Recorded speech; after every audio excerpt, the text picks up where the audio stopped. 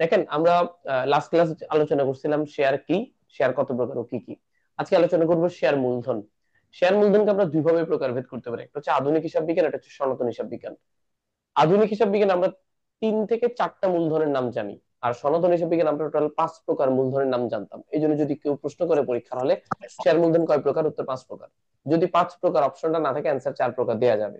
কারণ আমরা একটা একটা করে প্রকারভেদ আলোচনা করি, উদাহরণ সহ বলবো। 1 নম্বরটার নাম হচ্ছে অনুমোদিত মূলধন। এই মূলধন অনুমোদিত মূলধন। অনুমোদিত মূলধন, ম্যানেজমেন্টের ভাষায় এটাকে নামিক মূলধনও বলে। প্রত্যেকটা অঙ্কে এই মূলধনটা সাধারণত দেয়া থাকে। আপনি একটা কোম্পানি শুরু করার সময় যত টাকা মূলধনের অনুমতি নিয়ে ব্যবসা শুরু করবেন, অনুমতিটা আপনি দিবেন আরজিএসসি থেকে, registered of joint stock company. তার থেকে আপনি যে অনুমতি নিয়ে ব্যবসা শুরু করবেন সেটা অনুমোদিত মূলধন। ধরেন কথা কথা আমি একটা ব্যবসা শুরু করতে চাচ্ছি, সেখানে আমার মূলধন আমি 20 লাখ টাকার অনুমতি নিতে চাচ্ছি। আমার কাছে আজকে 20 লাখ টাকা থাকা জরুরি না, কিন্তু আমার কোম্পানির মোট মূলধন হবে 20 লাখ। এই পারমিশনটা আমি নিয়ে রাখলাম। আমি অনুমোদিত মূলধনের বেশি টাকা প্রতিষ্ঠানে আনতে পারবো না। তাহলে অনুমোদিত মূলধন মানে আমরা প্রতিষ্ঠানের অনুমতি নেওয়ার সময় যত টাকা মূলধনের পারমিশন নিই সেটাই অনুমোদিত মূলধন। ক্লিয়ার? জি স্যার। জি স্যার। এটাকে আমরা নিবন্ধিত মূলধনও বলি। কি মূলধন বলি? নিবন্ধিত মূলধন। নিবন্ধিত মূলধন। এটা আমাদের সাধারণত অঙ্কে তেমন কোনো প্রভাব ফেলে না, কারণ আমি জাস্ট অনুমতি নিছি, এই টাকাটা আমরা আনি নাই। আমাদের কাছে ধরুন হয়তো আমি 5 লাখ টাকা নিয়ে ব্যবসা শুরু করছি, কিন্তু অনুমতি নিয়ে রাখছি 20 লাখ টাকা, এই জন্য অনুমতি অলওয়েজ বেশি নিয়ে রাখি আমরা। 2 নম্বর, তাহলে অনুমোদিত মূলধন গেল। 2, ইস্যুকৃত মূলধন। ইস্যুকৃতর অপর নাম বিলিযোগ্য। এখানে এই শেয়ার মূলধনের ক্ষেত্রে মনে রাখবেন, ইস্যু মানেই বিক্রি করা না। ইস্যুকৃত মূলধন মানে বিলিকৃত মূলধন না, প্যাচ আছে একটু। ইস্যুকৃত মূলধন মানে হচ্ছে একটা কোম্পানি ধরেন অনুমতি নিছে, সে 20 লাখ টাকা তার মূলধন হবে, প্রত্যেকটা শেয়ারের দাম হবে ধরেন 10 টাকা। কয় টাকা? 10 টাকা। 10 টাকা। তাহলে শেয়ার হবে 2 লাখ, 2 লাখ শেয়ার। তাহলে এই কোম্পানি 2 লাখ শেয়ারের পারমিশন নিচ্ছে, তাহলে অনুমোদিত শেয়ার হচ্ছে 2 লাখ, প্রত্যেকটা শেয়ারের দাম হচ্ছে 10 টাকা। 10 টাকাকে শেয়ারের লিখিত মূল্য বলে। কি বলে? লিখিত মূল্য। শেয়ারের লিখিত মূল্য বলা হয় এই 10 টাকাকে। তার মানে কখনো যদি 10 টাকাটা দেয়া না থাকে, মূলধনকে শেয়ার দিয়ে ভাগ করলে আপনি লিখিত মূল্য পেয়ে যাবেন। এখন খেয়াল করেন, আমার কাছে টোটাল 2 লাখ শেয়ার আছে, আমি চাইলে 2 লাখ শেয়ার বিক্রি করতে পারবো। কোম্পানি সাধারণত সব শেয়ার একসাথে বিক্রি করে না, তারা কয়েক ভাগে ভাগ করে বিক্রি করে। সে প্রথমে ধরেন এই 2 লাখ থেকে আহ চিন্তা করলা তারা এই বছর প্রথম বছর 80,000 শেয়ার বিক্রি করবে, পরবর্তী তার বাকি শেয়ার গুলো বিক্রি করতে পারে। তাহলে এই যে প্রথম বছর বা আজকে তারা চিন্তা করলো তারা 80,000 শেয়ার বিক্রি করবে, এরকম একটা ডিসিশন তারা নিচ্ছে। কারা? কোম্পানির পরিচালনা পর্ষদ। তাহলে কোম্পানির পরিচালনা পর্ষদ যতগুলা শেয়ার বিক্রির সিদ্ধান্ত গ্রহণ করে অথবা বিক্রির জন্য পত্রিকায় বিজ্ঞপ্তি প্রকাশ করে, সেটাকে আমরা ইস্যুকৃত মূলধন বলি। কি মূলধন বলি? তার ইস্যুকৃত ইস্যুকৃত। মূলধন ব্যাপারটা ক্লিয়ার? কোম্পানি যত শেয়ার বিক্রির কি করে সিদ্ধান্ত গ্রহণ করে তাকে আমরা ইস্যুকৃত মূলধন বলি। ক্লিয়ার? জি স্যার। জি স্যার। Yes sir. তাহলে কি ঘুমাচ্ছেন ঘটনা নাকি? যাই হোক, আমি সবাইকে মোটামুটি দেখতেছিলাম কারা কারা ঘুমাচ্ছেন ঘুমাচ্ছেন, পুরোটা একটু চেক করে নিই। যেহেতু সবার মাইক্রোফোন ডিস্টার্ব, তাহলে সবাই একটু বের করে দিই, হ্যাঁ? যেহেতু যেহেতু মাইক্রোফোন প্রবলেম হচ্ছে, কথা বলা যাচ্ছে না। ওকে, খেয়াল করেন ইস্যুকৃত মূলধন মানে কি, সিম্পল। ইস্যুকৃত মূলধন মানে কোম্পানি যত শেয়ার বিক্রির সিদ্ধান্ত গ্রহণ করে। এই যে বিক্রির সিদ্ধান্ত গ্রহণ করছে এটাকে আমরা আইপিও বলি। কি বলি আমরা এটাকে? আইপিও। আইপিও কথাটার মানে ইনিশিয়াল পাবলিক অফারিং, জনগণকে শেয়ার বিক্রির প্রস্তাব দেয়া। আমরা শেয়ার বিক্রি করতে পারি মূলত দুই ভাবে। কয় ভাবে? দুই ভাবে। এইভাবে। একটা হচ্ছে প্রাইভেট প্লেসমেন্ট বলে ইংরেজিতে, আর একটা হচ্ছে আইপিও। আমি ব্যক্তিগতভাবে যে শেয়ার বিক্রি করব তার নাম প্রাইভেট প্লেসমেন্ট। আর আইপিও হচ্ছে আমি জনগণের কাছে প্রস্তাব দিব, যারাই শেয়ার কিনতে চায়, ওটা পত্রিকার মাধ্যমে দিব। আর ব্যক্তিগতভাবে আমি একজনের কাছে গিয়ে বললাম ভাই আপনি আমার কিছু শেয়ার কেনেন। তাহলে কোম্পানি মূলত দুই ভাবে শেয়ার বিক্রি করে। আর আগামী বছর যদি আমি আবার শেয়ার বিক্রি করার জন্য পত্রিকায় বিজ্ঞাপন দিই, ওটাকে আরপিও বলে, রি পাবলিক অফারিং। অর্থাৎ আইপিও কে দুই ভাগে ভাগ করা, একটা আইপিও আজকে আমি প্রস্তাব দিব, আইপিও আগামী বছর যদি আবার প্রস্তাব দিই, যেহেতু আমি এবছর মাত্র 80,000 বিক্রি করতেছি, আমার কাছে শেয়ার আছে 2 লাখ, আমি আগামী বছর আবার চাইলে শেয়ার বিক্রি করতে পারবো। যখন আবার শেয়ার বিক্রি করার জন্য পত্রিকায় বিজ্ঞাপন দিব, ওটাকে বলে আরপিও। কি আরপিও আরপিও আরপিও পূর্ণ হচ্ছে রি, রি একটা শব্দ, পাবলিক অফারিং, আবার রিপাবলিক দিলাম, রিপাবলিক বলে আবার প্রজাতন্ত্র হয়ে যাবে। রি মানে পুনরায়, পাবলিক অফারিং জনগণকে প্রস্তাব দেওয়া। যাই হোক, শেয়ার বিক্রির পদ্ধতি বা শেয়ার বিক্রির সিস্টেম কয়টা? দুইটা। দুই। এক কি বললাম? আইপিও না, এক নাম্বার প্রাইভেট প্লেসমেন্ট, এক নাম্বার প্রাইভেট প্লেসমেন্ট, ব্যক্তিগতভাবে শেয়ার বিক্রি করা, আর 2 নাম্বার হচ্ছে আইপিও আইপিও, আইপিও। আর আইপিও কে পরবর্তী বছর আবার কি বলা হয়? RPO, public RPO. অফারিং। আরেকটা জিনিস একটু ক্লিয়ার করে রাখি, তো শেয়ার বিক্রি করার সাথে দুইটা বাজার জড়িত, একটা প্রাইমারি মার্কেট, একটা সেকেন্ডারি মার্কেট, একটা প্রাথমিক বাজার, একটা মাধ্যমিক বাজার। কোম্পানি যখনই শেয়ার বিক্রি করুক, সেটা প্রথমবার, দ্বিতীয়বার, তৃতীয়বার, পঞ্চমবার, যতবারই হোক, কোম্পানি যখনই শেয়ার বিক্রি করে তার নাম প্রাথমিক বাজার। মানে ধরেন আমি 2023 সালে 80,000 শেয়ার বিক্রি করছি, এই 80,000 শেয়ার আমি কে, কোম্পানি কার কাছে? জনগণের কাছে বিক্রি করতেছি, অর্থাৎ বিনিয়োগকারীদের কাছে। এই 80,000 শেয়ার যে বিক্রি করতেছি, এটা হচ্ছে প্রাইমারি মার্কেট। কোন market? Primary market, primary market. আচ্ছা, আগামী বছর অর্থাৎ পরের বছর 2024 সালে আমি আবার শেয়ার বিক্রি করতেছি 20,000। এখন অনেকেই এই 20,000 কে সেকেন্ডারি মার্কেট বলে। জি না, আমি কে, কোম্পানি। কোম্পানি যখনই শেয়ার বিক্রি করবে, যে বছরই বিক্রি করুক, সেটা প্রাইমারি মার্কেট। ক্লিয়ার? জি স্যার। প্রাইমারি মার্কেটে দুটো প্লেয়ার, দুটো পক্ষ, একটা হচ্ছে কোম্পানি আর একটা হচ্ছে বিনিয়োগকারী। এখন ধরেন আপনাদের মধ্যে একজন ব্যক্তি 2023 সালে আমার এখান থেকে শেয়ার কিনছে, সেই শেয়ারটা আরেকজন বিনিয়োগকারীর কাছে বিক্রি করে দিল। আপনি একজন বিনিয়োগকারী বিক্রি করতেছেন আরেক বিনিয়োগকারীর কাছে, তখন এটাকে বলা হবে সেকেন্ডারি মার্কেট বা মাধ্যমিক বাজার। মাধ্যমিক বাজারের পক্ষ এটা দুইটা, প্রথমটা বিনিয়োগকারী বিনিয়োগকারী, পরেরটাও বিনিয়োগকারী। বিনিয়োগকারী আর প্রাথমিক বাজারের পক্ষ দুইটা, একটা কোম্পানি আর একটা বিনিয়োগকারী। তাহলে কোম্পানি যখনই শেয়ার বিক্রি করুক, কোন বাজার? প্রাথমিক বাজার। প্রাথমিক বাজার। আর একজন বিনিয়োগকারী শেয়ার কিনে যদি আরেকজন বিনিয়োগকারীর কাছে বিক্রি করে, তখন সেটাকে কোন বাজার বলে? মাধ্যমিক বাজার। আচ্ছা, ওই যে আমরা সেকেন্ড হ্যান্ড জিনিস কেনা বেচা করি না, বিক্রয়.com, সেখানে সেকেন্ড হ্যান্ড জিনিস, যেখানে সেকেন্ড হ্যান্ড জিনিস বিক্রি করা হয় বা ক্রয় বিক্রয় করা হয়, সেটাই সেকেন্ডারি মার্কেট। সোজা হিসাব। শেয়ার বাজারে যেই শেয়ারটা পুনরায় আবার বিক্রি হবে, সেটাই সেকেন্ডারি মার্কেট। ক্লিয়ার? জি স্যার। জি স্যার, ওকে। তাহলে আমরা আশা করি ইস্যুকৃত মূলধন ব্যাপারটা ক্লিয়ার। ইস্যুকৃত মূলধন বলতে বোঝায় কোম্পানি যতগুলো শেয়ার বিক্রি করার সিদ্ধান্ত গ্রহণ করে অথবা বিক্রি করার জন্য পত্রিকায় বিজ্ঞপ্তি প্রকাশ করে, তাকে আমরা ইস্যুকৃত মূলধন বলি। মূলধন বের করার নিয়ম হচ্ছে শেয়ারকে অলওয়েজ লিখিত মূল্য দিয়ে গুণ করবেন। কোন মূল্য দিয়ে? লিখিত মূল্য দিয়ে। লিখিত মূল্য। একটা 3 কোশ্চেন নম্বরে, আছে হ্যাঁ বলেন। স্যার, মাঝে মাঝে এরকম থাকে না যে শেয়ারের বিনিময়ে স্থায়ী সম্পদ ক্রয়, ওইটা কি সেটা প্রাইভেট ব্যক্তিগত, প্লেসমেন্ট? ওই যে ব্যক্তিগত উপস্থাপন। আমি আমার শেয়ারের বিনিময়ে একজন ব্যক্তি থেকে একটা জমি কিনতেছি, তো ওই ব্যক্তি তো একজন, মানে একটা পক্ষ। আমি তো পত্রিকা বিজ্ঞাপন দিলে ভাই কে কে জমি বিক্রি করবেন আমাদের কাছে, ব্যাপারটা এমন না। আমি একজনের কাছে গিয়ে প্রস্তাব দিছি, ভাই আপনার জমিটা আমাদেরকে দেন, বিনিময়ে আমরা আপনাকে শেয়ার দিব, 1 to 1। এটাকে আমরা বলতেছি ব্যক্তিগত উপস্থাপন বা প্রাইভেট প্লেসমেন্ট। ক্লিয়ার? জি স্যার। জি স্যার।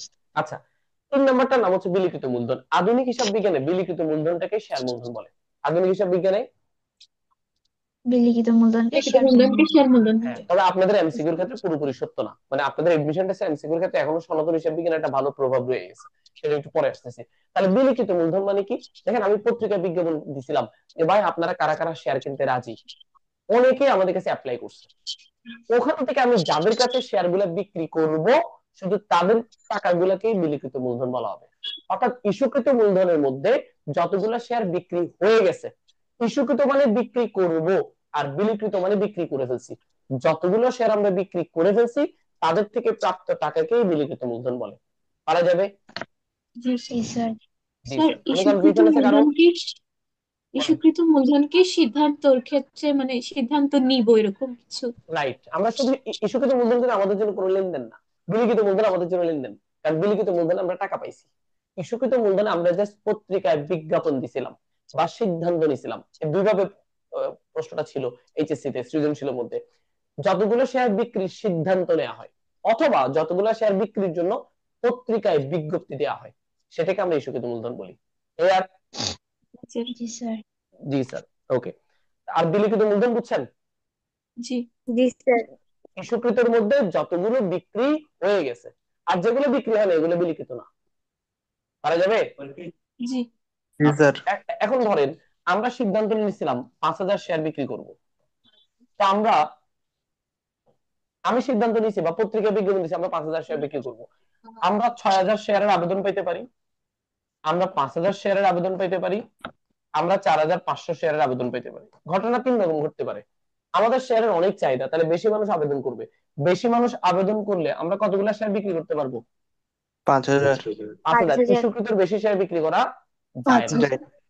ঠিক আছে, তাহলে বাড়তি যে 1,000 শেয়ার তাদের টাকা আপনি ফেরত দিবেন। আমাদের এই চ্যাপ্টারে একটা ঝামেলা হচ্ছে, এই চ্যাপ্টারে এইচএসসি এর সাথে এডমিশন টেস্টের এমসিকিউর কিছু ঝামেলা আছে। এইচএসসি এর শতভাগ পড়ালেখাটা এডমিশন টেস্টে আসে না। এডমিশন টেস্ট এখনো পর্যন্ত সনাতন হিসাব বিজ্ঞানের অনেকগুলো জিনিস ফলো করে, এখানে একটা প্যাচ। তো এই যে ব্যাপারটা, এটা অবশ্য এডমিশন টেস্টে কখনো লাগে না বা আসে না, তাও মনে করে দিচ্ছি। এডমিশন টেস্টে কি লাভ আমরা একটু পরে পাবো। এই জন্য এই চ্যাপ্টারে এমসিকিউ পড়ার সময় আপনাদের একটু প্রবলেম হবে, কারণ এটা এইচএসসি এর সাথে একটু একটু তফাৎ আছে। যেহেতু সনাতন হিসাব বিজ্ঞান এখনো প্রভাব ফেলে, সো এই জন্য পড়ার সময় একটু খেয়াল রাখবেন, এখানে সনাতন হিসাব বিজ্ঞানের প্রভাব আছে। 2 নাম্বার, আমি ইস্যু করছি 5,000, আমি 5,000 আবেদন পাইছি, তাহলে আমি 5,000 সেল করবো। আমি ইস্যু করছি 5,000 কিন্তু জনগণ আবেদন করছে 4,500। আচ্ছা, আপনি চাইলেও কি বেশি বিক্রি করতে পারবেন? না। আপনি বলছেন আমি শেয়ার বিক্রি করবো 5,000, আপনি আবেদনই পাইছেন, মানে আপনার শেয়ারের চাহিদা হচ্ছে মাত্র 4,500, তাহলে আপনি চাইলেও বেশি বিক্রি করতে পারবেন না, তাহলে আপনি 4,500 বিক্রি করেন। একটু বুঝছি? জি স্যার। স্যার। ওকে, তাহলে আমাদের বিলিখিত মূলধন ক্লিয়ার। এবার আসেনি 4 নাম্বারটা, আমাদের সনাতন হিসাব বিজ্ঞান এবং এডমিশন টেস্টের জন্য ইম্পর্টেন্ট। এটা এইচএসসি তে ছিল না, এটার নাম তলবকৃত মূলধন। কি মূলধন? তলবকৃত মূলধন। তলব শব্দের অর্থ হচ্ছে চাওয়া। তলব শব্দের অর্থ হচ্ছে চাওয়া। চাওয়া। মনে রাখবেন, আপনার এমসিকিউর ক্ষেত্রে, এডমিশন টেস্টের এমসিকিউর ক্ষেত্রে তলবকৃত মূলধনটাই আপনার মূল বিবেচ্য বিষয়। দেখবেন অনেক প্রশ্নে তলবকৃত মূলধন দেয়া থাকে। তো তলবকৃত মূলধন মানে কি আগে একটু বলি, কেন এই শব্দটা সনাতনে আছে আধুনিকের নেই। আমরা একটা শেয়ারের দাম ধরে নিচ্ছি 100 টাকা। একটা শেয়ারের দাম কত? 100 100 টাকা। টাকা। 100। তো এটা আগে বিক্রির কিছু নিয়ম ছিল।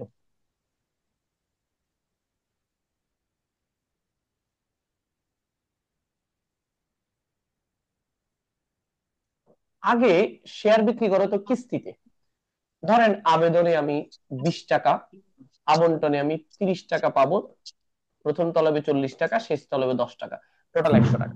মানে আমি আপনার কাছে একটা শেয়ার বিক্রি করতেছি, আপনাকে অপশন দিছি যে ভাই আপনি আমাকে প্রথমবার যখন শেয়ারটা আপনাকে দিব তখন 20 টাকা দিতে হবে। তাহলে আপনি যখন আমার কাছে শেয়ার আবেদন করবেন, মানে শেয়ারের জন্য আবেদন করবেন, আমার 20 টাকা দিয়ে দিবেন। তাহলে আবেদন আপনার থেকে আমি 20 টাকা পেয়ে গেছি।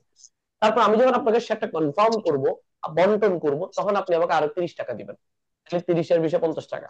প্রথম তলব মানে পরবর্তীতে আপনার কাছে আমি আবার টাকা চাইবো। তলব মানে চাওয়া। তলব মানে কি? চাওয়া। এখানে প্রত্যেকটা ইনস্টলমেন্ট কি, এখানে প্রত্যেকটা ইনস্টলমেন্টকে তলব বলে। প্রত্যেকটাকে, আবন্টন এক ধরনের তলব, আবন্টন এক ধরনের তলব, আবেদন, আবন্টন, প্রথম তলব, শেষ তলব, সবগুলো এক ধরনের তলব। তলব মানে এক ধরনের কিস্তির টাকা, চাওয়া। তো আমি আপনার কাছে প্রথমে 20 টাকা চাইবো, আপনি আমাকে 20 টাকা দিবেন। তারপর 30 টাকা চাইবো, 30 টাকা দিবেন। তারপর 40 টাকা চাইবো, 40 টাকা দিবেন। লাস্টে 10 টাকা চাইবো, 10 টাকা দিবেন। তাহলে আপনার শেয়ারের টাকা আমি পেয়ে যাবো। অর্থাৎ টাকাটা আপনি একসাথে দিবেন না, ইনস্টলমেন্ট আকারে দিবেন। আচ্ছা, যেহেতু ইনস্টলমেন্ট আকারে আপনি আমাকে টাকা দিবেন, আমি না চাইলে কি আপনি আমাকে টাকা দিবেন? না। না, কোম্পানি না চাইলে কিন্তু আপনি টাকা দিবেন না, এটা খুবই স্বাভাবিক। আমরা ভাই এত ভালো মানুষ নেই। কোম্পানি প্রথমে আপনার কাছে 20 টাকা চাইছে, আপনি দিয়ে দিচ্ছেন। তাহলে কোম্পানি তলব করছে কয় টাকা? 20 20 টাকা। টাকা। দিছেন কত? 100 টাকা। এই কি 100 টাকা? চাইছে 20 টাকা, বলে যে দিছে 100 টাকা, কি বলে এগুলা? আমি চাইছি কত? 20 টাকা। টাকা। চাইছি কত? 20 টাকা। 20 টাকা। এখানে এবার বুঝেন, তলবকৃত মূলধন 20, এরপরে আদায়কৃত মূলধনও 20 টাকা। মানে চাওয়া, আপনার কাছে চাইছি কয় টাকা? 20 টাকা, আপনি আমাকে 20 টাকা দিয়ে দিচ্ছেন। বকেয়া রাখছেন? না। না। তাহলে আপনার কাছে চাইছিও 20, পাইছিও 20।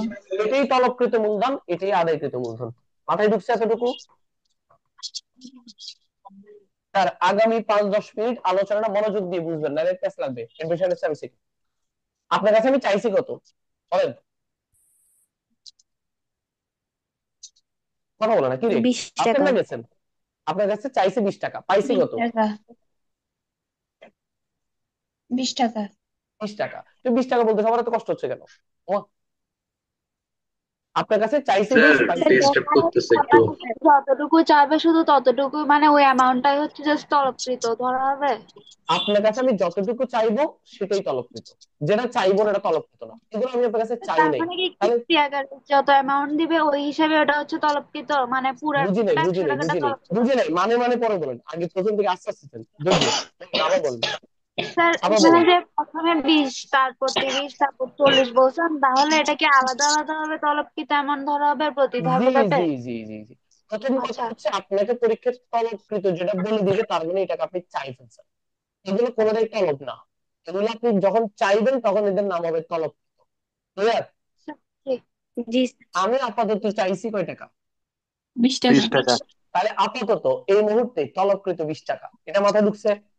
Yes, জি sir. জি আপনাদেরকে স্যার পরীক্ষায় শেয়ার মূলধন বের করতে বলবে, আদায়কৃত মূলধন বের করতে বলবে। তোর হচ্ছে তলবকৃত মূলধনের যে টাকা পাইছেন, আমি তলব করছি 20 টাকা, আমি বলছি পাইছিও 20 টাকা, তাহলে আমার তলবকৃত মূলধন 20 টাকা, আদায়কৃত মূলধনও 20 টাকা। 20 টাকা সনাতন হিসাব বিজ্ঞানে আদায়কৃত মূলধনকে শেয়ার মূলধন বলে, আদায়কৃত মূলধনকে শেয়ার মূলধন বলে।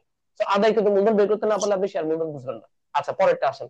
এবার আমি আপনার কাছে আবার 30 টাকা চাইলাম, বলেন এবার তলবকৃত মূলধন কয় টাকা হবে? 50 টাকা 50 টাকা। তাহলে তলবকৃত মূলধন 50 টাকা। ওকে, আপনি ধরেন আমাকে 30 টাকা আবার দিয়ে দিচ্ছেন, তাহলে আদায়কৃত মূলধনও 20 টাকা 50 টাকা 50 টাকা। 50 কোনো টাকা কনফিউশন আছে এতটুকুতে? না। না আপনার কাছে আমি না স্যার আবার চাইলাম 40 টাকা, তাহলে বলেন তলবকৃত মূলধন কত হইলো? 90 টাকা 90 টাকা 90 টাকা। 90 ধরেন টাকা আপনার কাছে আমি 10 টাকা চাইনি, তাহলে আমার এই অঙ্কে মূলধন কয় টাকা হবে? 90 টাকা 90 টাকা, রাইট? 90 টাকা মানে আমার আলোচ্য বিষয় হবে 90 টাকা। 10 টাকার হিসাব আসবে না, কেন? 10 টাকা তো আমি আপনার কাছে চাইনি। যেটা তলব করা হয় না এটা মূলধনের অংশ না, মনে থাকবে। যদিও শেয়ারের দাম 100 টাকা, যেহেতু আপনি এটা 10 টাকা তলব করেন নাই, এটা মূলধনের অংশ না। ক্লিয়ার? মাথায় ঢুকছে? একটু মাথায় ঢুকছে? জি স্যার কথা বলে না। জি জি স্যার। ওকে, এখন আমি আপনার কাছে চাইছি টোটাল 90 টাকা। স্যার আমি আপনার কাছে চাইছি টোটাল 90 টাকা, 20 টাকা, 30 টাকা, 40 টাকা, কিন্তু আপনি আমাকে 20 টাকা দিচ্ছেন, ওকে। আপনি আমাকে 30 টাকা দিচ্ছেন, ওকে। বাট 40 টাকা আপনি আমাকে দেন নাই। বলেন তো আমি আপনার কাছে চাইছি কত? 90 90। আপনি আমাকে দেন নাই কত? 90 টাকা 40 তাহলে আপনি আমাকে দিচ্ছেন কত? 50 এটাই হচ্ছে আদায়কৃত মূলধনের সূত্র।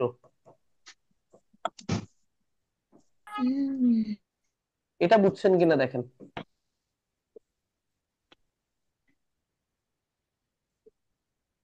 এটা বুঝছেন কিনা দেখেন। এটা বুঝলে আমার অনেকগুলো ইয়ার কোশ্চেন কমপ্লিট। স্যার এটা বুঝছেন কিনা? জি স্যার জি স্যার। যদি বুঝে থাকেন আপনারা বইয়ের পেজ নাম্বার 335 চলে যান দ্রুত। যদি বুঝে থাকেন বইয়ের পেজ নাম্বার 335 গেছেন? জি স্যার ওকে, ওখানে চট্টগ্রাম বিশ্ববিদ্যালয়ের প্রশ্ন নম্বর 1 পড়েন, কি চাইছে আগে দেখেন। স্যার কত নম্বর প্রশ্ন? 7 নম্বর এমসিকিউ, অন্যান্য বিশ্ববিদ্যালয় 1। পরিশোধিত মূলধন কত? পরিশোধিত মূলধনের অপর নাম? পরিশোধিত মূলধন মানে কি আদায়কৃত পরিশোধিত মূলধন মূলধনের অপর নাম? আদায়কৃত মূলধন পরিশোধিত মূলধনের অপর নাম কি হবে?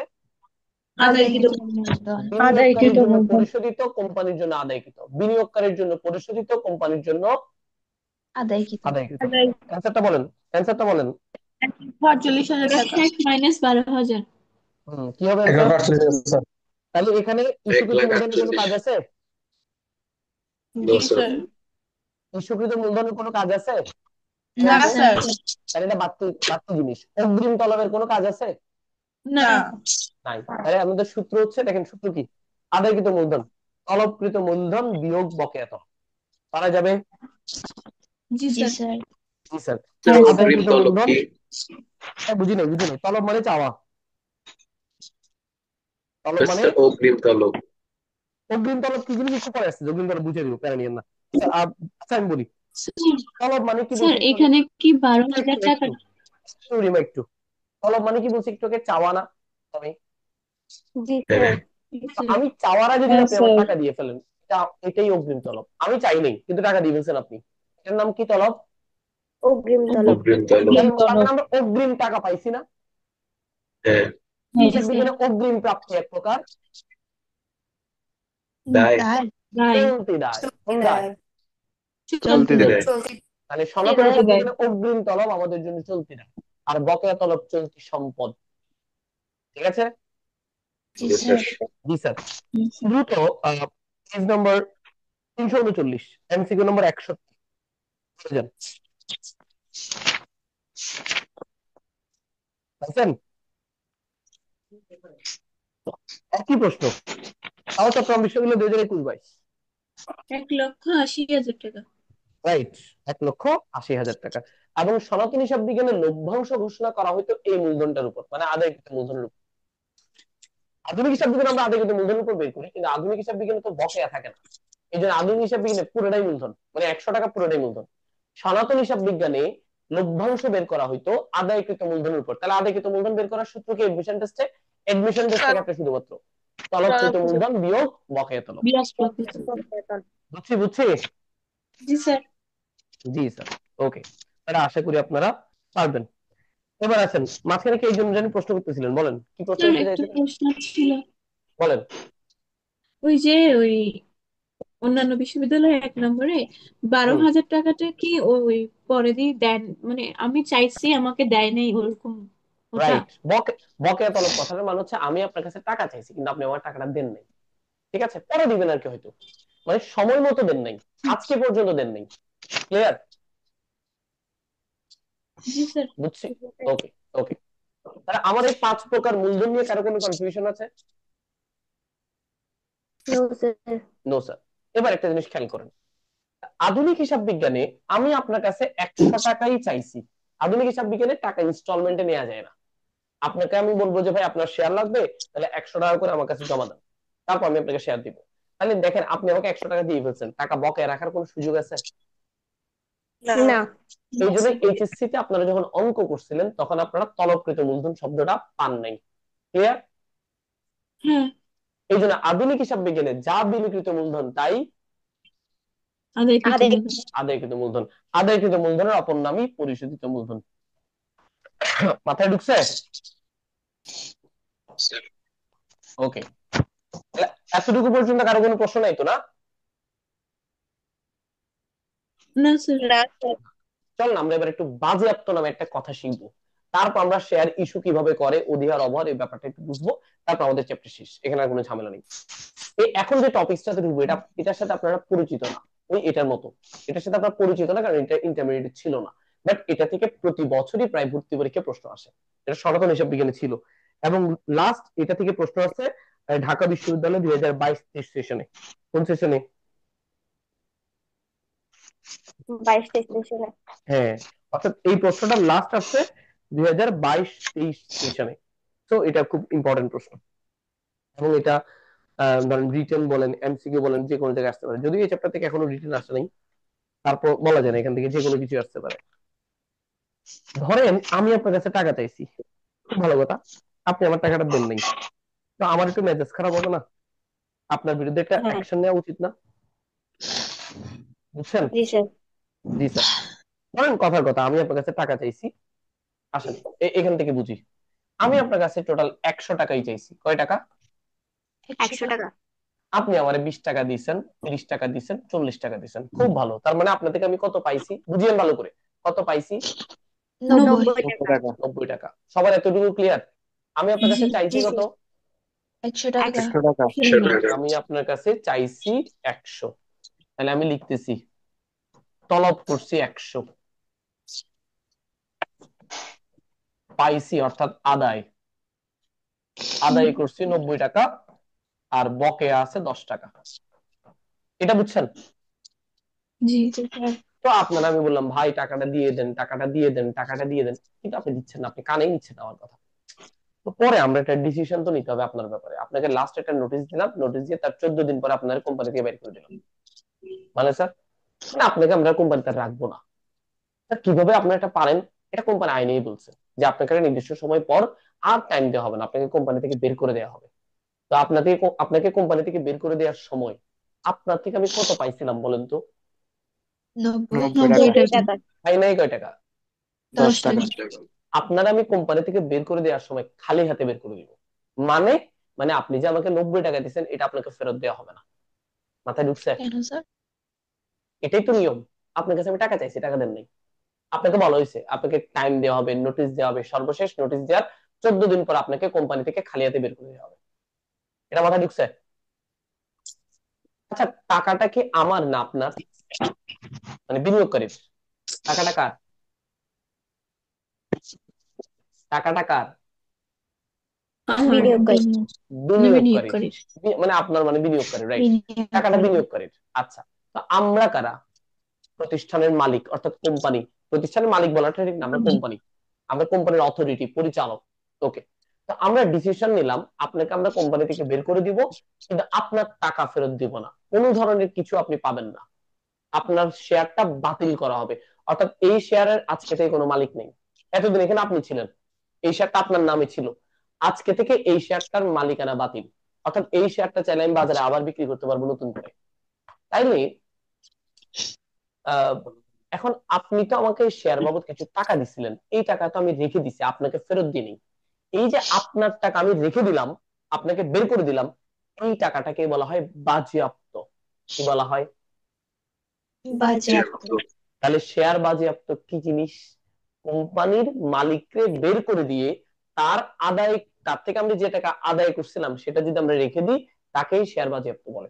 তাহলে বলেন তো এইখানে বাজেয়াপ্ত কয় টাকা হবে? 90 টাকা। 90 টাকা। ভেরি গুড, ভেরি গুড, বাজেয়াপ্ত হবে 90 টাকা। কেন? বাজেয়াপ্ত মানে কি? আপনার টাকা রেখে দিছি, তো আপনি আমার দিছিলেন কত? 90 টাকা। তাহলে 90 আপনার টাকা। থেকে আমি যে টাকা পাইছি, আপনার থেকে আমি যে টাকা পাইছিলাম ওইটা আপনাকে আর ফেরত দিবে না, এটাই বাজেয়াপ্ত। মাথায় ঢুকছে? জি জি স্যার। স্যার। আচ্ছা, আপনার অপরাধটা জানি কি ছিল? স্যার একটু একটু শেষ করি আমি আগে। টাকা দিন না। টাকাটা দেন নাই। আপনি আমাকে অন টাইমে টাকাটা পরিশোধ করেন নাই, যেহেতু অন টাইম টাকাটা পরিশোধ করেন নাই, আপনার থেকে আমি যে টাকা আগে পাইছিলাম সেটা বাজেয়াপ্ত করে আপনাকে কোম্পানি থেকে বের করে দিয়েছি। এখন খেয়াল করেন, তাহলে আপনার কাছে পাইতাম টোটাল 100 টাকা, যেটা পাইছি এটার নাম বাজেয়াপ্ত। যেটা পাই গেছি এটা আমি বাজেয়াপ্ত করে রেখে দিছি। আচ্ছা, এটা আমার এক ধরনের আয়ের মতো হচ্ছে না? এক ধরনের আয় না? জি আপনার থেকে টাকাটা আমি রেখে দিছি, জি স্যার। এটা এক ধরনের মূলধন জাতীয় আয় না? হ্যাঁ। তাহলে শেয়ার বাজেয়াপ্ত এক ধরনের মূলধন জাতীয় আয়। তো মূলধন জাতীয় আয় ডেবিট না ক্রেডিট হয়? ক্রেডিট হয়। তাহলে শেয়ার বাজেয়াপ্ত ডেবিট হবে না ক্রেডিট হবে? ক্রেডিট। ক্রেডিট হবে। Very good. আচ্ছা, আমরা একটু আগে যখন বকেয়া তলব করছিলাম তখন বলছিলাম বকেয়া তলব সম্পদ না দায়? দায়। তাই। দায়। বকেয়া তলব সম্পদ না দায়? দায়। তাই। দায়। দায়। তো এখন স্যার যদি বকেয়া তলব চলতি সম্পদ না। বকেয়া তলব চলতি সম্পদ না। ওটাই তো চলতি আপনাদেরকে জিজ্ঞেস সম্পদ। করতেছি, আমি তো কিছু বলিনি। আমি কি কিছু বলছি? আমি কিছু বলছি? কথা বলো। ভেরি গুড বলছেন তো। ও আচ্ছা, ভেরি গুড বলছি, কারণ এটা বুঝে মাঝে মাঝে স্যাটারটা বুঝতে হয়।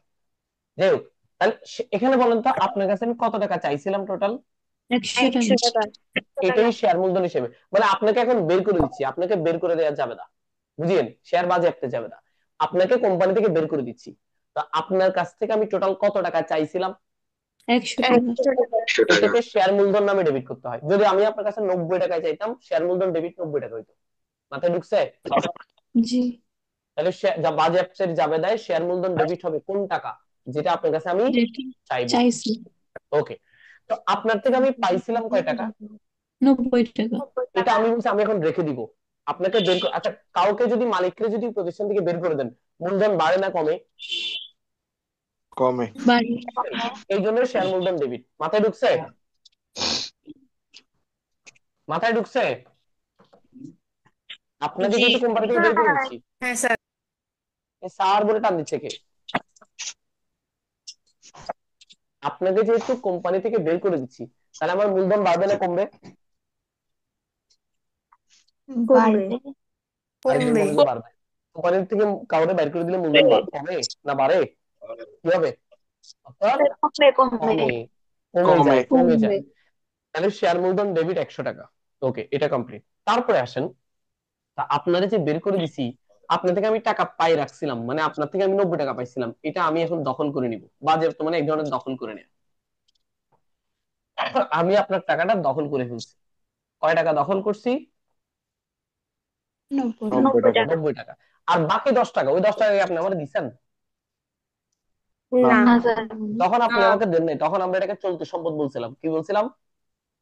চলতি চলতি সম্পদ। চলতি এখন সম্পদ। আপনি আপনারাই যদি বাইরে করে দিই, আপনার থেকে আর টাকাটা পাবো? না না। ওটা পাওয়া যাবে তাহলে না। সম্পত্তিটা থাকবে? না। না। এই জন্য এটা বাতিল করে দেন। আগে যা ডেবিট, এখন বাতিল করার জন্য এটাকে ক্রেডিট করলাম 10 টাকা। এই হচ্ছে বাজেয়াপ্তর জন্য। এবার বলেন আপনাদের কনফিউশন কোথায়? বাজেয়াপ্ত জাবেদারে বুঝছেন কিনা দেখেন। ওই পাশে আমার স্যাম্পল দেয়া আছে, মানে উদাহরণ। কি চাইছি? 100 টাকা, পাইছি 90 টাকা, পাই নাই 10 টাকা। এখান থেকে আমি জাবেদা সাজাইলাম। বুঝছেন কিনা দেখেন। স্যার শেয়ার বাজেয়াপ্ত ক্রেডিটটা বুঝিনি। হ্যাঁ, শেয়ার বাজেয়াপ্ত। ক্রেডিটটা কেন হয়েছে এটা বুঝিনি, একটু আপনি বলবেন? বাজেয়াপ্ত মানে কি বলেন আগে, বাজেয়াপ্তের একটা মানে বলছিলাম। বাজেয়াপ্ত মানে আমি যে যাকে বের করে দিচ্ছি তার কাছ থেকে যে টাকাটা পাইছি ওটাই তো হচ্ছে পাইলে বাজেয়াপ্ত। পাইলে পাইলে পাইলে এক প্রকার আয় না? হ্যাঁ, তো আয় ডেবিট না ক্রেডিট হয়? ক্রেডিট। ওই জন্য ক্রেডিট করছি। আপনার কাছে অ্যান্সার আছে। তবে এটা বুঝছি মূলধন স্যার। জাতীয় আয়। কি জাতীয় আয়? মূলধন জাতীয় আয়। মূলধন। মূলধন জাতীয়। সবাই এই জিনিসটা বুঝছেন কিনা দেখেন। স্যার স্যার যার থেকে শেয়ার বাজেয়াপ্ত করছি তার কাছে কি শেয়ারটা থাকবে নাকি সে শেয়ারটা ফেরত দিবে আমাদেরকে? ওরে খালি হাতে বের করে দিছি, ওর থেকে সবকিছু রেখে দিছি। ওরে খালি হাতে বের করে দিছি। ও আজকে থেকে কোম্পানির কেউ না। তোর কাছে তাহলে শেয়ার থাকবে কেমনে? আচ্ছা, এই জিনিসটা আরেকটু ক্লিয়ারলি বোঝার জন্য একটা উদাহরণ দেখি আমরা। পেজ নাম্বার 335, চট্টগ্রাম বিশ্ববিদ্যালয়ের প্রশ্ন নাম্বার 2। পাইছেন? স্যার স্যার একটা প্রশ্ন ছিল। হ্যাঁ, কি? প্রশ্ন ছিল একটা, এই যে কোম্পানি যে 10 টাকাটা পায়নি এটা কোম্পানির জন্য কি হবে? কোম্পানির 10 টাকা যখন পায় নাই, তখন এটার নাম বকেয়া তলব। কোম্পানির জন্য এটা চলতি সম্পদ ছিল। আজকে যেহেতু ওরে বের করে দিচ্ছেন, ওটা আর চলতি সম্পদ হবে? না। আর কি এই টাকাটা পাওয়ার দরকার আছে? আপনি তো শেয়ারটাকে বাতিল করে দিচ্ছেন। বুঝছি। আজকে বুঝছি। থেকে এই শেয়ারটা এতিম হয়ে গেছে। অর্থাৎ এই শেয়ারটা চাইলে আপনি, এই শেয়ারের আজকে আর কোনো মালিক নেই। এই তাহলে একটা শেয়ারের কোনো মালিক নেই, কিন্তু ওখান থেকে আপনি 90 টাকা পাইছিলেন, তাহলে ওই টাকাটা আপনার জন্য, প্রতিষ্ঠানের জন্য বাড়তি টাকা না? হুম। এই শেয়ারটা চাইলে এখন আপনি বাজারে অন্য কারো কাছে বিক্রি করতে পারেন। এখন একটা প্রশ্ন হতে পারে, স্যার আচ্ছা ওরে যে বের করে দিলাম, ওর টাকাটা স্যার এভাবে রেখে দেওয়াটা ঠিক হয়েছে? ঠিক হয়েছে কেন? ওই বেচারাকে যে আপনি বের করে দিচ্ছেন, আচ্ছা মানুষ কি জানে যেখানে 10 টাকা আপনার না ওই ব্যক্তির? জানে তো না। না। কিন্তু মার্কেটে তো আপনার এটা বদনাম ছড়াই না। গেছে। যে কোনো কারণেই হোক, মার্কেটে হ্যাঁ। কিন্তু আপনার একটা বদনাম ছড়াইছে যে আপনার কোম্পানির মালিক নাই, বের হয়ে গেছে কোম্পানি থেকে। আসলে দোষটা তো ওর ছিল, ও যত সময় টাকা দিতে পারেনি। তো তার মানে বাজারে হুম। আপনাদের একটা ডিফেম হতে পারে, সুনাম নষ্ট হতে পারে। ওই সুনাম নষ্ট হওয়ার কারণে আপনার শেয়ারের দাম একটু কমে যেতে পারে। মানে আপনি এই শেয়ারটা আবার 100 টাকায় বাজারে বিক্রি করতে পারবেন না। সেখানে আপনার একটা লস হতে পারে। ওই লসটাকে ব্যাকআপ দেওয়ার জন্য ওর টাকাটা আপনি রেখে দিচ্ছেন। বুঝছি? জি জি। স্যার। জি স্যার। একটা উদাহরণ দেখেন। চট্টগ্রাম বিশ্ববিদ্যালয়ের প্রশ্ন 2 নম্বর পাইছি। জি স্যার। জি স্যার। আপনাকে বের করতে হবে বাজেয়াপ্ত কয় টাকা। বাজেয়াপ্তের কনসেপ্টটা বুঝিয়েন। বাজেয়াপ্ত মানে মালিক থেকে যে টাকাটা পাইছিল। ওকে, মৌমাসি কি ক্লাস করতেছো না? এরপর আসাদ কি ক্লাস করে না? করতেছি তো। আসাদ ক্লাস করতেছে না? জি স্যার আছে তো। আচ্ছা, তারপরে হচ্ছে, না স্যার আছে তো। ও আছেন তো, ঘুমাচ্ছিলেন? স্নেহা কই আমাদের? স্নেহা নাই। শ্রেয়সী নাই। যমুন্নেসা স্বর্ণালী নাই। তারপর ফাইরুজ? স্যার হ্যাঁ। স্যার আমার সাউন্ডে প্রবলেম হচ্ছে, অনেকটা শোনা যাচ্ছে না। ও তাই আপনাকে রাখি না, আপনি অফ রাখেন, অসুবিধা নেই। তারপরে জীবনেশ্বর স্বর্ণালী আছেন? আছেন, আচ্ছা। ফাইরুজ আছে? জি স্যার। আছেন। তারপরে হচ্ছে কি জানি ওর নাম, অর্জিতা আছে? নাই। তাসনিয়া করিম? স্যার আছি অর্জিতা। অর্জিতা আছেন, আচ্ছা। তাসনিয়া করিম? স্যার জি স্যার। ঘুমাচ্ছিলেন না স্যার? নাকি মানে না স্যার স্যার। একটু ক্লাসে ঢুকে একটু ঘুমাচ্ছিলাম স্যার, বুঝাচ্ছি যে আমরা ক্লাসে আছি। যাই হোক, না একটু দেখলাম আর কি, যেহেতু অনেক মানুষজন ঘুমাচ্ছিলেন তো, রাত অনেক হয়ে গেছে এই জন্য। আচ্ছা, তাহলে এই 2 নম্বর প্রশ্নটা একটু খেয়াল করেন। প্রতিটি 100 টাকা মূল্যের মোট শেয়ার 10,000টি, তার মানে 100 টাকা করে 10,000টা শেয়ার আছে আমাদের কাছে। আমাদের কাছে জানতে চাইছে বাজেয়াপ্ত শেয়ার মূলধন কত। খুব মনোযোগ দিয়ে দেখতে হবে। বাজেয়াপ্ত মানে ওই টাকা যে টাকা আমরা মালিক থেকে পাইছিলাম। খেয়াল করতে হবে আপনি কত টাকা পাইছিলেন। পয়েন্ট প্রশ্নটা। আবেদনে 10 টাকা পাবো, দেখেন 100 টাকার একটা শেয়ার, বলছে আবেদনে পাবো 10 টাকা, আবেদনে আবন্টনে পাবো 25। আমরা 25 টাকা, আর অবশিষ্ট অংশ 65 টাকা। ওইটা আমরা পরবর্তী তলবে পাবো। 10, 25, 65 টাকার কথা যদিও বলা নেই, বলা আছে? না স্যার। আমরা বুঝলাম কেমনে? শেয়ারের দাম যেহেতু 100, আবেদনে 10, আবন্টনে 25, তাহলে বাকিটা নিশ্চয় 65 টাকা। আচ্ছা, এবার বলছে আহমেদ নামে একজন ব্যক্তি 1000 শেয়ারের উপর আবন্টনের টাকা দিতে পারেনি।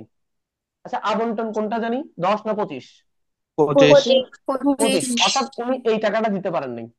মনে রাখবেন। আচ্ছা, আপনি একটা, ধরেন আপনি কোচিং এ ফেব্রুয়ারি মাসের বেতন না দিয়ে মার্চ মাসের বেতন দিতে পারবেন? না স্যার। না না। তার মানে আপনি আবন্টনের টাকা দিতে না পারলে আপনি কি তলবের টাকা দিতে পারবেন? না। না এই জায়গায় আমাদের একটা মিসআন্ডারস্ট্যান্ডিং হয়, যে বলে যে আবন্টনের টাকা এনে নেই, তাহলে নিশ্চয়ই এটা তো দিছে। জি না, আপনি যখন আবন্টনের টাকা দেন নাই, তার মানে নিশ্চিত আপনি তলবের টাকাও দিতে পারবেন না। দিই নাই। দিতে পারেন নাই। তাহলে আপনি দিছেন কোন টাকাটা? শুধু শুধু আবেদনের আবেদনের টাকাটা। তাহলে আবেদনের ধরেন টাকাটা। আমের থেকে আমরা শুধু কয় টাকা পাইছি? 10 টাকা 10 টাকা। 10 টাকা। আচ্ছা, এখন আমেরকে আমরা কি করছি? পরে বলছি দেখেন, বের শেয়ার করে দিয়েছি। আবন্টনের টাকা দিতে না পারে তার শেয়ার গুলা বাজেয়াপ্ত করা হচ্ছে। তার মানে আপনি আমেদের শেয়ার গুলা বাজেয়াপ্ত করছেন। প্রশ্ন হচ্ছে আমেদের শেয়ার বাজেয়াপ্ত বাবদ আপনি কয় টাকা পাবেন? কত হাজার 10 শেয়ার? টাকা। 10 টাকা। কত হাজার শেয়ার? 10,000। 1,000 share 1,000 1,000 share. শেয়ার কয় 10 টাকা টাকা করে? করে। 10 টাকা। 10 তার মানে টাকা 10 করে। হাজার টাকা। টাকা বুঝছি? জি স্যার। জি স্যার। জি স্যার, জি স্যার। তাহলে আশা করি আপনারা বাজেয়াপ্ত জিনিসটা বুঝছেন এবং স্যার পারবেন। এখানে বলেন। এই যে 1,000 টাকাটা কি সবসময় দেওয়া থাকবে তাই তো? ও 1,000 টাকা করে, 1,000 শেয়ার প্রশ্নে বলা আছে তো। না না শেয়ার বললে শেয়ার আপনি বুঝবেন সরি। কেমনে? না বললে আপনি বুঝবেন কেমনে? অবশ্যই বলে দিবে কতগুলা শেয়ার বাজেয়াপ্ত করছে, এটা বলে দিবে না? আচ্ছা, তাহলে বাজেয়াপ্ত ব্যাপারটা ক্লিয়ার হয়েছেন? স্যার বাজেয়াপ্ত শেয়ার মানে টাকাটা বাজেয়াপ্ত। পাইছি না দিছি। একটু বাজেয়াপ্ত মানে টাকা পাইছি না দিছি। পাইছি। দুইটা পাইছি। পাইছি। একজন ব্যক্তিকে বা একজন শেয়ার মালিককে আমরা কোম্পানি থেকে বের করে দেওয়ার সময় ওর থেকে প্রাপ্ত টাকাটা রেখে দেওয়াকে বাজেয়াপ্ত বলে। এটা মাথায় ঢুকছে? জি স্যার। স্যার হ্যাঁ স্যার। এবার একটু একটু ঠান্ডা মাথায় বলেন তো, আপনি যে ওর টাকাটা রেখে দিলেন, মনের মধ্যে একটা গিল্টি ফিল হচ্ছে না? আরে জি ইয়েস ওর স্যার। টাকাটা রেখে দিলাম। এখন এটাকে একটু বৈধ বানাতে হবে। এটা দেখতে একটু অবৈধ অবৈধ লাগতেছে, যদিও অবৈধ না, এটা বৈধ। কিন্তু আপনি এটাকে একটু বৈধ বানাতে চাচ্ছেন, এই যে বাজেয়াপ্তের টাকাটা, আচ্ছা থাক। এটাকে বৈধ বানানোর জন্য একটা সঞ্চিতিতে স্থানান্তর করতে হয়, তার নামই মূলধন সঞ্চিতি। পরীক্ষায় প্রশ্ন করতে পারে শেয়ার বাজেয়াপ্তের টাকা কোন হিসাবে স্থানান্তর করা হয়? উত্তর মূলধন মূলধন সঞ্চয়। মূলধন সঞ্চিতি। মূলধন এখন দুইটা সঞ্চিতি। দুইটা ব্যাপার দুইটা ব্যাপার আপনি ডাইরেক্ট এই 90 টাকাকে এখন মূলধন সঞ্চয়িতে স্থানান্তর করতে পারেন, অথবা আরেকটা কাজ আছে, আপনি শেয়ারটাকে পুনরায় বিক্রি করেন বা পুনরায় বিক্রির চেষ্টা করেন। দেখেন আমার বাজেয়াপ্ত টাকা 90 টাকা, এই 90 টাকাই মূলধন সঞ্চিতি হিসেবে স্থানান্তর হতে পারে। তবে মাঝখানে আরেকটা কাহিনী আছে, আমি এই শেয়ারটা বাজারে বিক্রি করার চেষ্টা করব। আসেন বিক্রি করার চেষ্টা করি। বাজারে একটা শেয়ার পুনরায় বিক্রি করার চেষ্টা করলে এটাকে নাম বলে পুনঃবিলি। কি বলে? পুনঃবিলি মানে পুনরায় বিক্রি করা। পুনরায় বিক্রি করতে গেলে আমার লস হতে পারে, লস নাও হইতে পারে। তাহলে আমার জাবেদা হচ্ছে, আমি যখন বাজারে একটা শেয়ার বিক্রি করব, টাকা পাবো না দিব? পাবো। পাবো। পাবো। তাহলে ব্যাংক হিসাব ডেবিট। কারণ আমি 80 টাকা পাইলাম, আমি 100 টাকার একটা শেয়ার বিক্রি করতেছি, কত টাকা পাইছি? 80 80 টাকা। টাকা। আচ্ছা, তাহলে ব্যাংক হিসাব ডেবিট, শেয়ার মূলধন ক্রেডিট। শেয়ার মূলধন ক্রেডিট, শেয়ার মূলধন ক্রেডিট হবে শেয়ারের দামটা। শেয়ারের দাম তো 100 টাকা। 100 টাকা। এবার প্যাচটা খেয়াল করেন, আমার লাভ হয়েছে না লস হয়েছে? লস। লস এই হয়েছে। লসটাকে অবহার বলে না, এই লসটাকে অবহার বলে না। বলে না। এই যে আপনার লস হয়েছে, এই লসটা আপনি এখান থেকে ব্যাকআপ দিবেন। মানে আপনি জানতেন আপনার এই ধরনের একটা লস হতে পারে, এই জন্য আপনি আগের জন থেকে টাকা রেখে দিয়েছিলেন। তো শেয়ার বাজেয়াপ্ত টাকা আপনি যখন আগে পাইছিলেন তখন আপনি বলছিলেন আমার জন্য মূলধন জাতীয় আয়, এটা ক্রেডিট। আজকে ওখান থেকে যখন আপনি 20 টাকা দিবেন, তাহলে আপনার এই 90 টাকাটা কমে যাবে না একটু? জি স্যার। জি শেয়ার স্যার। বাজেয়াপ্ত কমে ডেবিট হয়ে যাবে, বুঝছি? জি স্যার। জি স্যার। স্যার 20 টাকা কেন হয়েছে? 20 টাকা কেন হয়েছে মানে কি? আমার শেয়ারের দাম কত? আচ্ছা বুঝতে স্যার, সরি। শেয়ারের দাম কত বলেন? 100 টাকা। 100 টাকা। 100 টাকা বিক্রি করছে কয় টাকায়? 80 টাকা। 80 টাকায়। তাহলে আমার লস হচ্ছে কয় টাকা? 20 20 টাকা। টাকা। টাকা। এই 20 টাকাটার নাম হওয়া উচিত ছিল শেয়ার অবহার, কিন্তু আমি যেহেতু পুনরায় বিক্রি করতেছি, এটা অবহার না, এটা আসলে ওই আমি যে ওই ব্যক্তি চলে গেছে আমার একটু সুনাম নষ্ট হয়েছে, শেয়ারের দাম আমি একটু কম পাইছি বাজার থেকে, এই যে আমার লসটা হবে এটা আমি জানতাম, এই লসটা আমরা ব্যাকআপ দিব বাজেয়াপ্ত থেকে। এখন এখানে লস হওয়াটা জরুরি না, হতেও পারে না হইতে পারে। আচ্ছা, এবার বলেন তো আপনি বাজেয়াপ্ত বাবদ কয় টাকা পাইছিলেন? 90 টাকা। 90 টাকা। এখন কি বাজেয়াপ্ত কমছে না বাড়ছে? বাজেট কমছে। কমছে। কমছে। কমছে, বাড়ছে বলতেছে কি? কি রে এই গর্দভ করে কি করে কমে দেয়?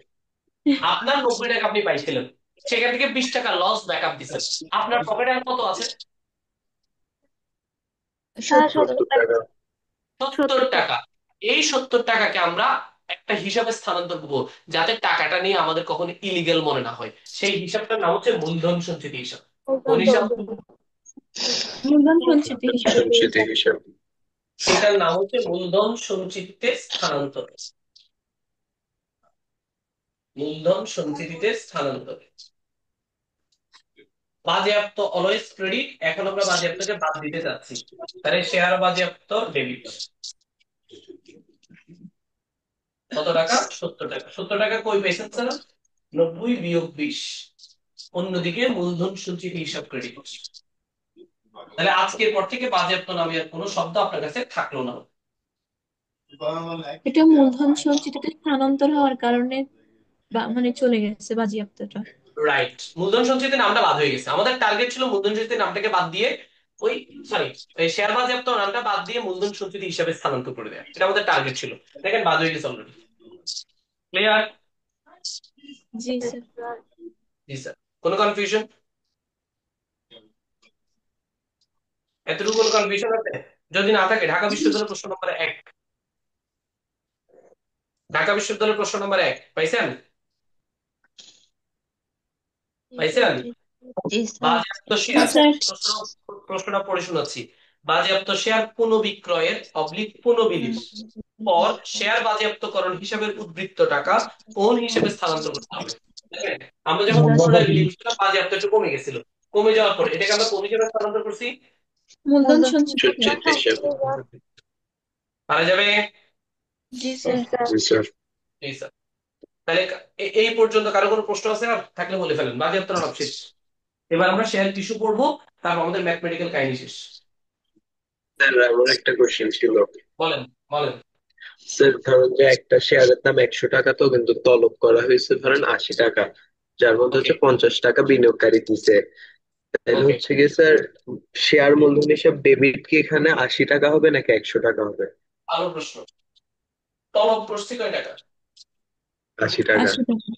যখন আমরা 80 টাকা তলব করি এটাই মূলধন হবে।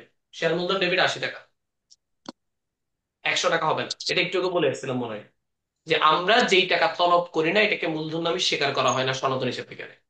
ক্লিয়ার? জি স্যার। জি স্যার।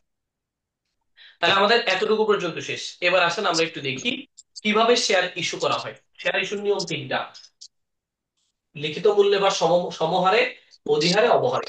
ওটার একটু ম্যাথমেটিক্যাল আলাপ আছে, তার আগে একটা সূত্র একটু লিখে নেন। বলেন বলেন। 342 পেজে 25 নাম্বারটা বলতেন। একটু দেখতেছি। যে কোনো মূলধন চাইলে শেয়ারকে লিখিত মূল্য দিয়ে গুণ করবেন। এটা একটু লিখে রাখেন তো। মূলধন নিয়ে আমি টোটাল দুইটা সূত্র দিছি, শেয়ার প্রতি লিখিত মূল্য। একটা দিয়েছিলাম আদায়কৃত মূলধনের সূত্র একটু আগে, আরেকটা এইটা। যে কোনো মূলধন চাইলে আপনি কি করবেন, সেই শেয়ারকে শেয়ার প্রতি লিখিত মূল্য দিয়ে গুণ করে দিবেন। এটা বুঝছি, এটা বুঝছেন? জি স্যার।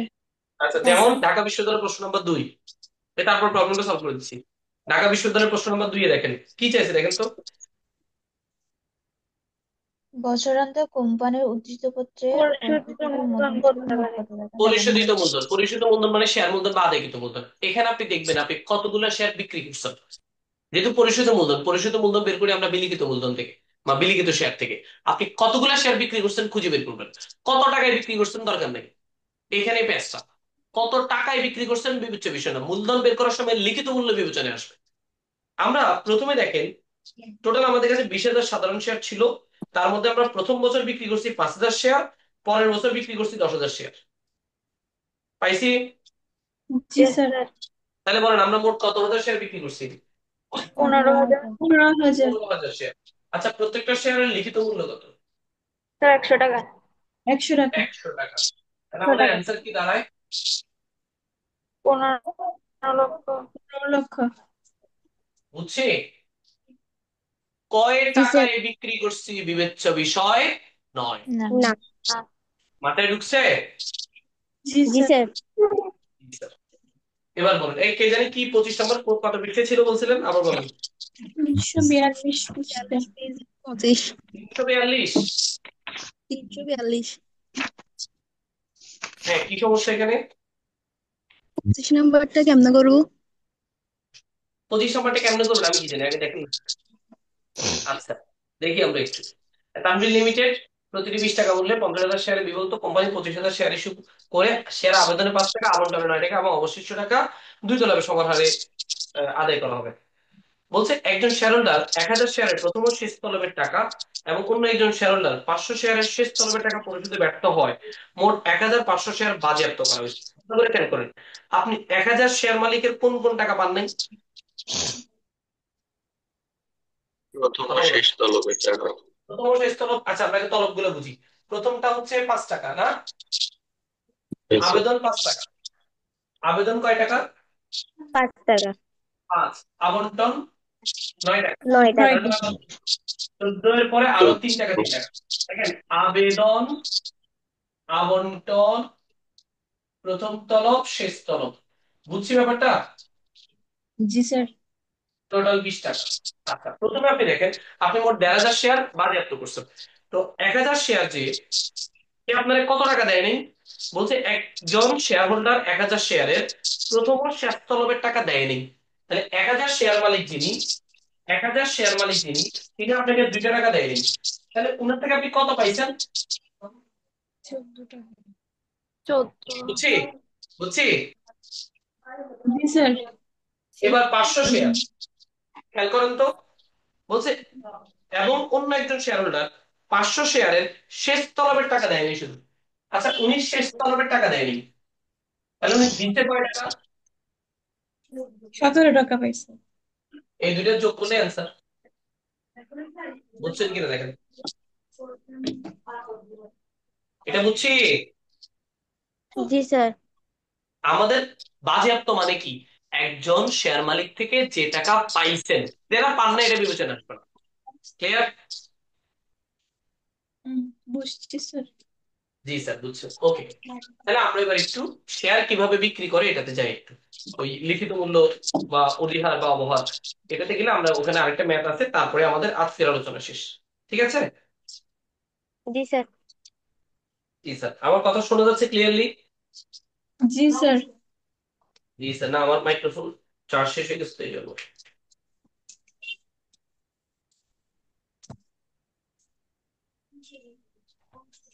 আচ্ছা, এরপরে লিখেন শেয়ার ইস্যু করা যায় 3 ভাবে।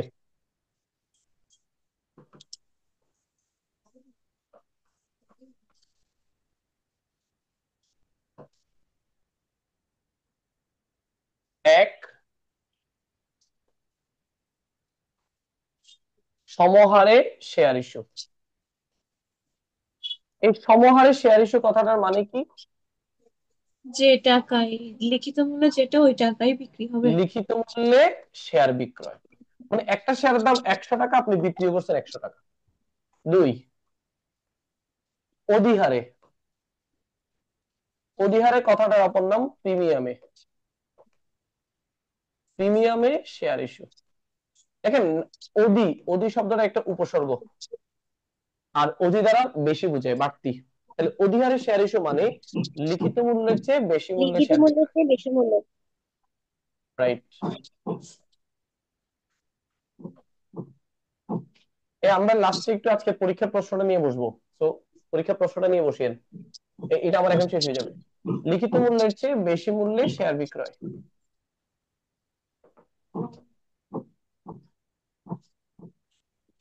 লিখিত মূল্য থেকে যদি আমি বাড়তি দামে শেয়ার বিক্রি করি, সেটাই আমার অধিহার। এখন আপনাকে অনেক সময় অধিহার জানতে চাইবে। সহজ কথা, যতগুলা শেয়ারের অধিহার জানতে চাইবে, আপনি ওই শেয়ার গুলাকে আগে লিখিত মূল্য দিয়ে গুণ করবেন।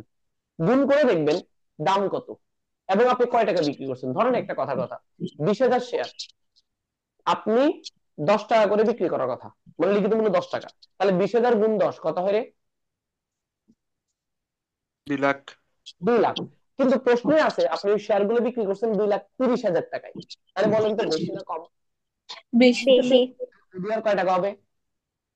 30,000। 30,000। অধিহার জানতে চাইলে আপনি আগে মূলধন বের করবেন। মূলধন থেকে বেশি টাকা হইলে অধিহার, কম টাকা হইলে অপহার। পারা যাবে? জি স্যার। আচ্ছা, অধিহারের ক্ষেত্রে মনে রাখবেন এর হার মানে পার্সেন্টেজ নির্দিষ্ট নয়। মানে আপনি কয় টাকা অধিহারে শেয়ার বিক্রি করবেন আমরা কেউ জানি না, এটা ফিক্সড করা থাকে না। এটা কে নির্ধারণ করে? এটি নির্ধারণ করে বিসেক। অর্থাৎ একটা কোম্পানি কত টাকা অধিহারে শেয়ার বিক্রি করতে পারবে এই ধরনের কোনো কথা কোম্পানি আইনে বলা নাই। তো কিন্তু এটা নির্ধারণ করে দিতে পারে বিসেক। একটা কোম্পানি কেন অধিহারে শেয়ার বিক্রি করে? ওই কোম্পানির হয়তো অনেক সুনাম, ওই কোম্পানির শেয়ারের চাহিদা হয়তো অনেক বেশি।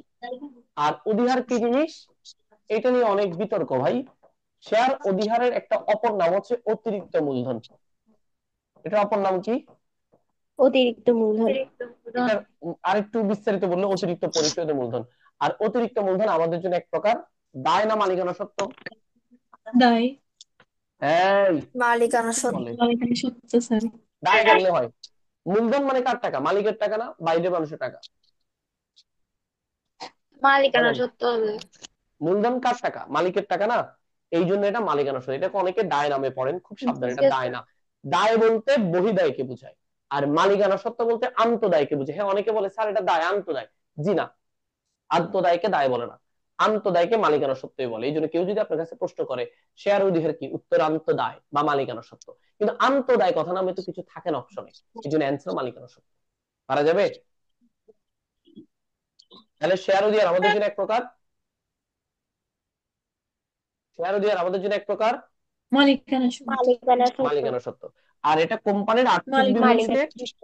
কোম্পানির আর্থিক বিবরণীতে সঞ্চিতি ও উদ্বৃত্ত পয়েন্টে বসে। এটা তো আপনি ইন্টারে দেখে আসছেন। আবার এটা মূলধন জাতীয় আয়। এটা কি জাতীয় আয়? মূলধন জাতীয় আয়। মূলধন জাতীয় আয়। স্যার অধিহার নিয়ে আমার কথাবার্তা শেষ, কোনো কনফিউশন আছে? পরবর্তীতে রেকর্ড দেখে দেখে এগুলো সব একটু খাতায় লিখে নিবেন, রেকর্ড দিয়ে দিব ইনশাল্লাহ একটু পরে।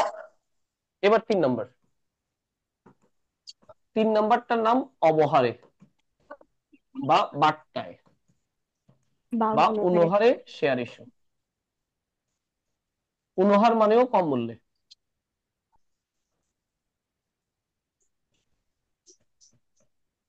এটা কি জিনিস? উত্তর লিখিত মূল্যের চেয়ে কম মূল্যে শেয়ার ইস্যু। রাইট, লিখিত মূল্যের চেয়ে কম মূল্যে শেয়ার ইস্যু।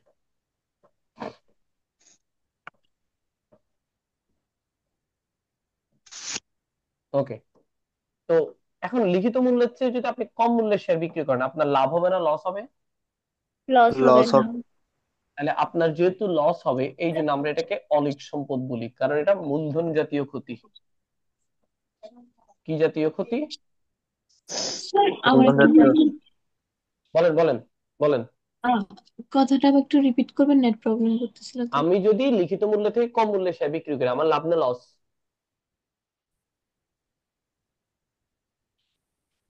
বলেন। লস হবে। লস। এই লস হলে এটাকে মূলধন জাতীয় ক্ষতি বলতেছি আমরা। কোম্পানি আইন অনুযায়ী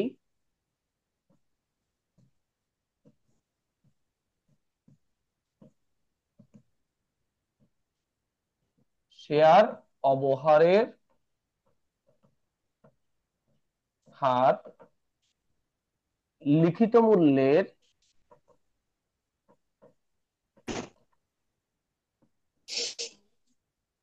সর্বোচ্চ 10%।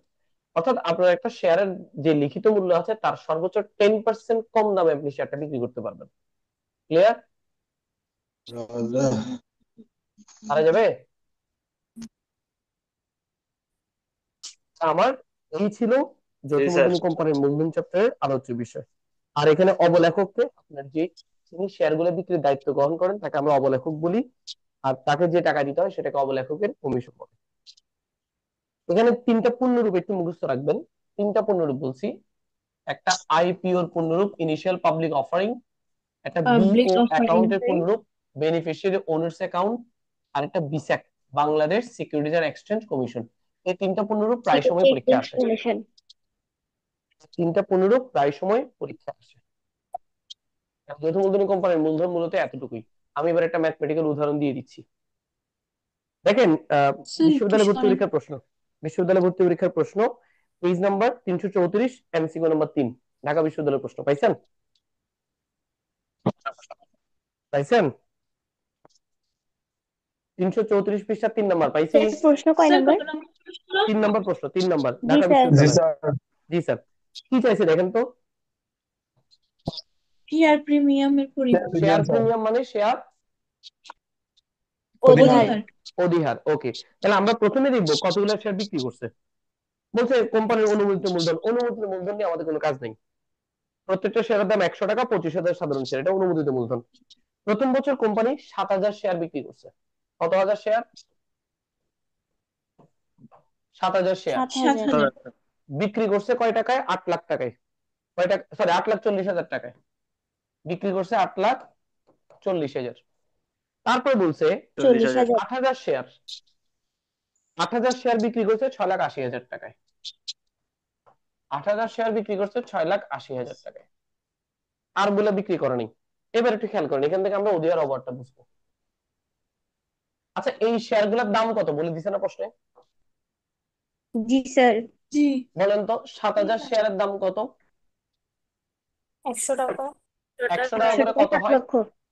7 লক্ষ টাকা। কিন্তু আপনি 7 বিক্রি করছেন লক্ষ। 8 8 লক্ষ লক্ষ 40,000। 40। তাহলে আপনি বেশি দামে বিক্রি করছেন না? জি জি। স্যার। কয় টাকা বেশি? 1,40,000। তাহলে এটাই অধিহার। বুঝছি? জি বুঝছি? স্যার। জি স্যার। আচ্ছা, এবার আবার জি 8,000 স্যার। জি শেয়ার স্যার। 100 টাকা করে, দাম কত? 6 লক্ষ। 8 লক্ষ। দাম কত? 8 লাখ। 8 লক্ষ। বিক্রি করছেন কয় টাকায়? 6,80,000। লাভ না লস? লস। লস। অধিহার না অবহার? অবহার। তাহলে আমরা এখানে দুটো প্রশ্ন উত্তর দিলাম একসাথে, যদিও ওরা চাইছে একটা। ওরা বলছে অধিহার কত, আমাদের অ্যান্সার হচ্ছে 1,40,000। ওরা যদি বলতো অবহার কত, আমরা অ্যান্সার দিতাম 1,20,000। ক্লিয়ার? 1,20,000। জি স্যার। ঠিক আছে, তাহলে আশা করি অধিহার অবহার দুইটাই বুঝে গেছেন।